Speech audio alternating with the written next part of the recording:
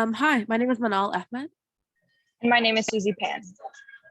and today we will be discussing healthcare economic disparities throughout the United States and how it impacts families with rare diseases, specifically Duchenne muscular dystrophy. So let's start off by going over what health equity is. So health equity is the attainment of the highest level of health possible for all people. Achieving health equity requires valuing everyone with focused and ongoing societal efforts to address avoidable inequalities, historical and contemporary injustices, and the elimination of healthcare disparities. So unfortunately, health equity is really not the case in reality. And so I would like to define health disparity or inequity as something that adversely affects groups of people who have systematically experienced greater obstacles to health based on their socioeconomic status. Um, so research shows that there is much literature linking income inequality to health disparities, and thus the increase in income equality is a cause for concern because they have a direct relationship. In fact, the US Census data shows a steady increase in summary measure of income inequality over the past 50 years. Additionally, much research has investigated that the association of income inequality with average life expectancy has a negative correlation, and it's not very robust. Okay, so this model in this picture provides a framework for identifying and categorizing the healthcare access barriers that I think is present in our healthcare system. So as you can see in the top box, there are three categories that I believe are modifiable healthcare access barriers: financial barrier, structural barrier, and cognitive barrier. And so I'll go over and demonstrate how these three types of barriers um, are associated with decreased screening and lack of treatment, which in turn results in poor healthcare outcomes and health disparities. And so at the end of the day, by targeting each of these barriers, we can work on improving the healthcare disparities. And the earlier that you start hitting at the disease and diagnosis, the easier it will be to treat them and the less disparities present in our country. Yeah. Okay, so structural barriers, I feel, are more institutional and organizational barriers. So examples of structural barriers are lack of childcare resources, long waiting times, inaccessible locations for tests and specialists, and the lack of transportation to healthcare facilities. And so in terms of financial barriers, they are more about the cost of care and just health insurance status barriers. And in terms of examples of this barrier, it's pretty self-explanatory. So if the patient has no health insurance or they are just underinsured.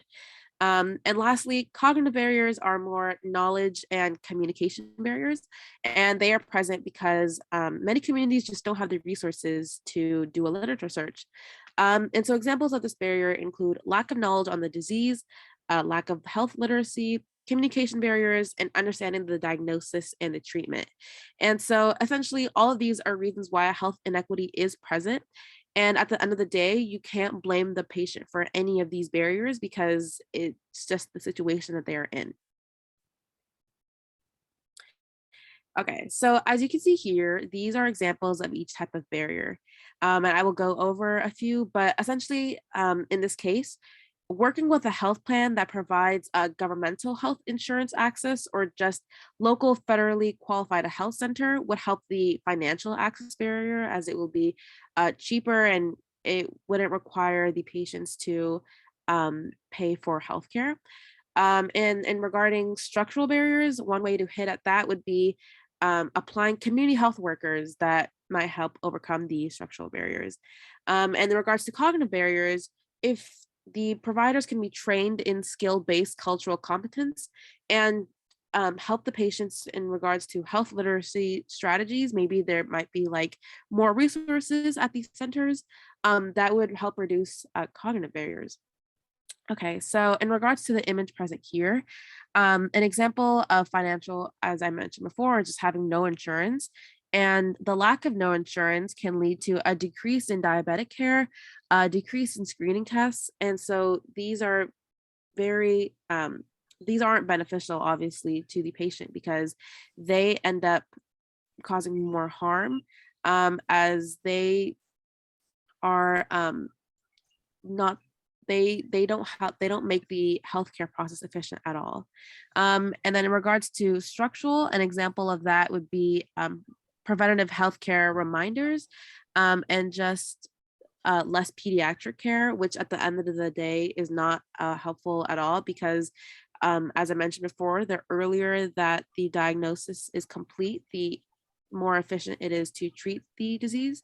And some of the cons of cognitive barriers would be a decrease in colon cancer screening and decrease in just cancer screening in general, and just a decrease in flu vaccines. Yeah. And so now I will be focusing on the financial barriers of treating DMD or Duchenne muscular dystrophy. DMD is a rare sex-linked genetic disease that affects 1 in 3,800 to 6,300 boys. The disease is caused by a significant mutation in the dystrophy gene, which causes disabling muscle weakness, loss of ambulation and self-care skills, and respiratory and cardiac issues. DMD boys require wheelchair use from an early age, and their average life expectancy is 27 years. DMD is associated with a substantial economic burden carried by the affected families. Using the most recent estimates, the national burden of DMD in Germany, Italy, and the United States was estimated to be between $100 to $300 million. However, in the United States alone, the national economic burden of DMD is over $1.2 billion. Based on these statistics, the large cost difference between the United States and other European countries emphasizes the United States healthcare industry's problems. The estimated direct medical cost of treating DMD is approximately $10,000 a year in European countries. However, in the United States, the direct cost is approximately $28,590, which is over double the cost in other countries. The average total cost of treating DMD in the United States is between $58,440 and $71,900, including both direct medical costs and indirect costs. Direct costs can include hospital admissions, insurance premiums, physician appointments, assessments, medications, and mechanical aids.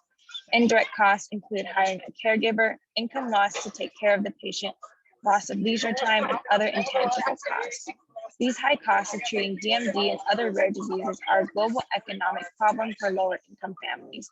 However, the disparity is significantly greater in the United States due to lack of universal healthcare and extremely expensive healthcare services.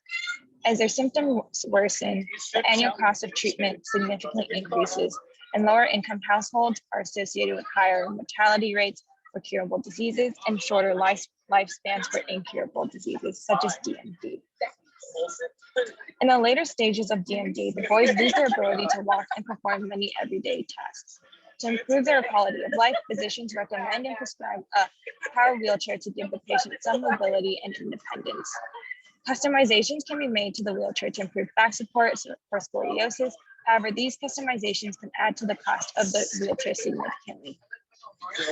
Power wheelchairs costs can range from $1,500 to $15,000, and thus higher income families can afford better power wheelchairs for their child and improve their quality of life, whereas lower income families cannot. This is only one example of how the income disparity impacts the patient's quality of life and the family's background. So what can be done? The economic burden of treating rare diseases is a universal problem that does not have an easy solution. However, there are many steps that the government and the healthcare industry may take to alleviate the burden. Number one, increase efforts of data collection on rare disease patients. This would help us better understand the impact of the disease on the country and encourage research efforts towards it. Number two, expand access to diagnostic tools. Currently, the private healthcare system in the United States makes genetic testing less accessible, especially to lower income families. By increasing access to genetic testing, parents can evaluate their decision to have children, knowing the risk of having a rare genetic disease in their genome. And this would also allow for earlier diagnosis of the patient, which can improve the treatment pathway. And finally, number three, provide financial support for families with rare genetic disease patients. There are many nonprofit foundations and private relief funds that families may access to provide financial support to fund treatments. Universal health care already exists in many other countries, which relieves a significant amount of the financial burden from the families. And hopefully, with bringing attention to these issues and working to improve them, the United States can help alleviate the economic health disparity. Thank you.